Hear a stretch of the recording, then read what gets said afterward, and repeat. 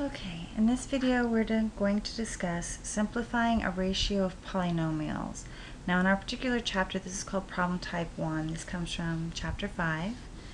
What we want to do is simplify this. Now in order to simplify this, first we're going to need to factor this. So looking at our numerator, we have a greatest common factor of 5, which leaves us with w squared minus, and then 5 goes into 80 16 times.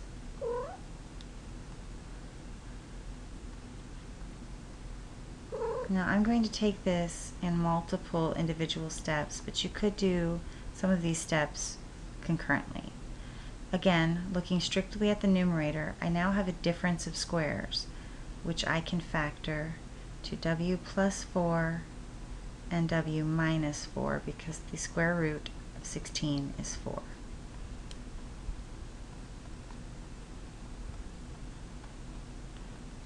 Now I've been completely ignoring the denominator. At this point I'm going to now need to factor the denominator. I'm looking for factors of 28 that when I add them together will give me a sum of negative 11. Well, my factors of 28 include things like 1 and 28, 2 and 14, 7 and 4.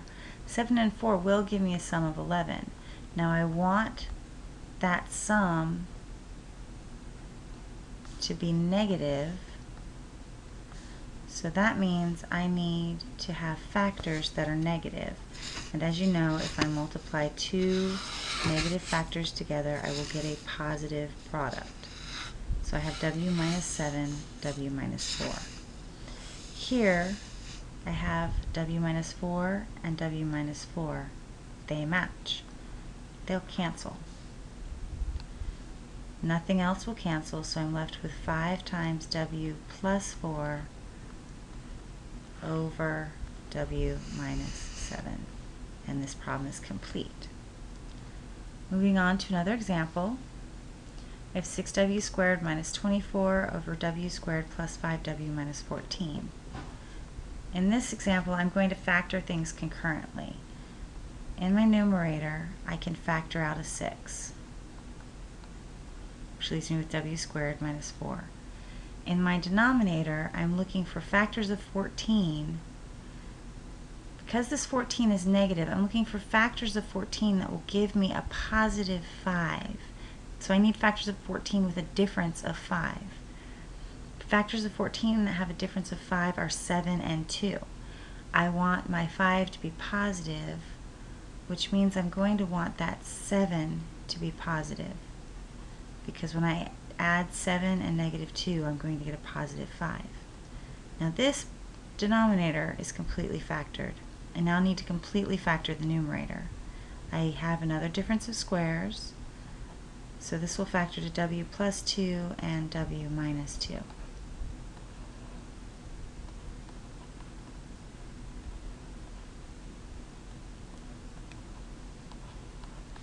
And now as you can see, I have w minus 2 over w minus 2.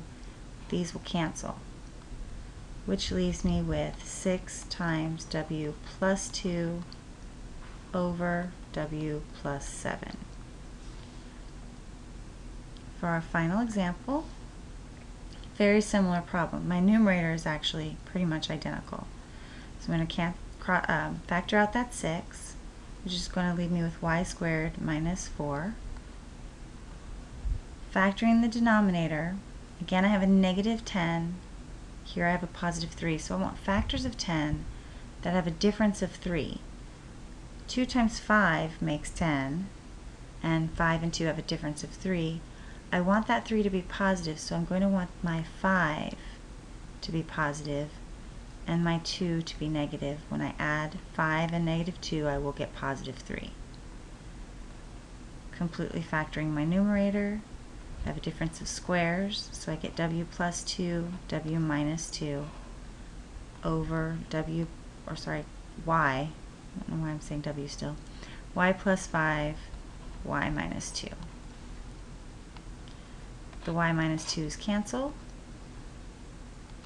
and I'm left with 6 times y plus 2 over y plus 5.